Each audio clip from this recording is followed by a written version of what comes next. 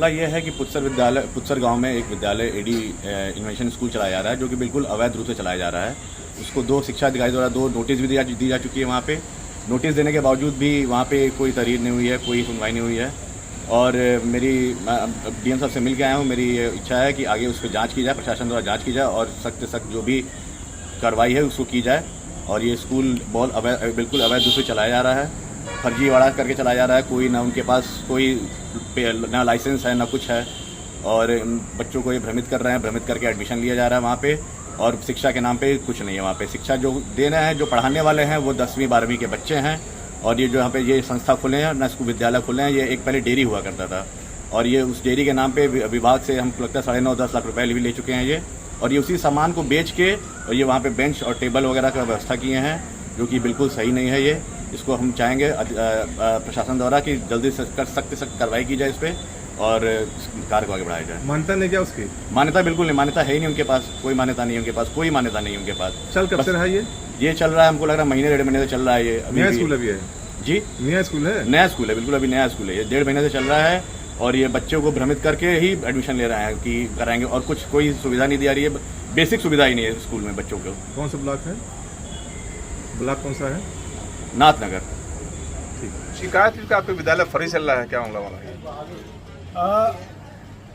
ग्राम पुस्तर, थाना मौली, जनपद संत कबीर नगर में यूपीएससी की तैयारी कर रहे छात्राओं और छात्रों पर जब हमला हुआ, उसी के बाद से सितंबर 2025 से ही अति पिछड़ा एकीकरण महाअभियान द्वारा शिक्षा माफियाओं के खिलाफ एक खुली मुहिम छेड़ी गई, जो समाज में मनमानी लूट खसोट की जा रही थी, चाहे रीएडमिशन के नाम पर, प्राइवेट कॉपी किताब के नाम पर, या छात्रवृत्ति से लेकर के टीसी मार्कशीट नकल कराई इत्यादि के नाम से जो शोषण हो रहा था जनता का, उसके खिलाफ हम लोगों ने सितंबर से ही मुहिम चला दिया, जिसको लेकर के 6 अप्रैल 2025 को हमने एडीवी इन्वेंशन एकेडमी का उद्घाटन किया, शुरू किया विद्यालय।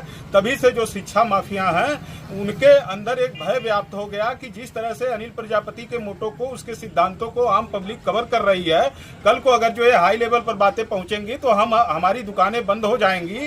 ये लोग साजिशन, हमारे जितने विरोधी हैं वो पर्दे के पीछे रह करके अज्ञात आरोपियों को आगे करके हमको बदनाम करने के लिए, हमारी सामाजिक छवि को खराब करने के लिए हमारा जो विद्यालय को लेकर के जो सिस्टम हम तैयार कर रहे हैं उसको फ्लॉप करने के उद्देश्य से ये लोग ड्रामा करना शुरू कर दिए और नोटिस वगैरह 3 नोटिस भिजवा करके हमारे विद्यालय की छवि खराब करने का प्रयास किया। जबकि शासन प्रशासन और सरकार को हमने प्रत्येक नोटिस का जवाब दिया।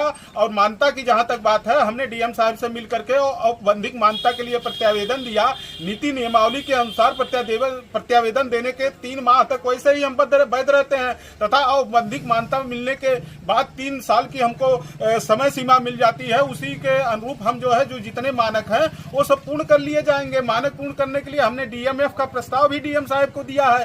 तो ये जो हमारे ऊपर आरोप लगाए जा रहे हैं, ये भय उनके अंदर व्याप्त है कि हमारी दुकानें टूट जाएंगी, और उस भय में अनर्गल प्रलाप कर रहे हैं। जबकि शासन प्रशासन और सभी जिले के सम्मानित पत्रकार बंधुओं से मेरा निवेदन है कि आप लोग जब भी आओ हमारे विद्यालय पर आ सकते हो। हम खिलवाड़ कर रहे हैं बच्चों के भविष्य के साथ कि उनको पढ़ाई उनके साथ करवा रहे हैं। अभी सुधाकर त्रिपाठी जी ने जाकर के ग्राउंड लेवल की रिपोर्ट लिया, एक बच्चे से उन्होंने बात किया, अध्यापकों से बात किया है। शिक्षकों की यदि योग्यता की बात लोग बता रहे हैं तो मेरे 3 बच्चे यूपीएससी की तैयारी कर रहे हैं। क्या यूपीएससी की तैयारी कर रहे बच्चों को पढ़ने और पढ़ाने का अधिकार नहीं है? मैं चैलेंज करता हूं, जो हमारे विरोधी हैं उनके विद्यालय में जितने स्टाफ हमारे बच्चों से आकर के अपनी तुलना करवा ले और पत्रकार बंधुओं के सामने, शासन प्रशासन के सामने तुलना करवा ले, मैं हर गुलाबी कर लूंगा कि यदि उनके योग्यता से हमारी योग्यता कम होगी। रहा सवाल जो बीएड बीटीसी की बात है अध्यापकों की, तो जब बच्चे हमको मिलेंगे, एडमिशन हमको पर्याप्त मिलेगा, तो हम बात कर रखे हैं उन रिक्वायरमेंट शिक्षकों की, उनको भी हम लाएंगे। हम अपने घर से तो वेतन देंगे नहीं।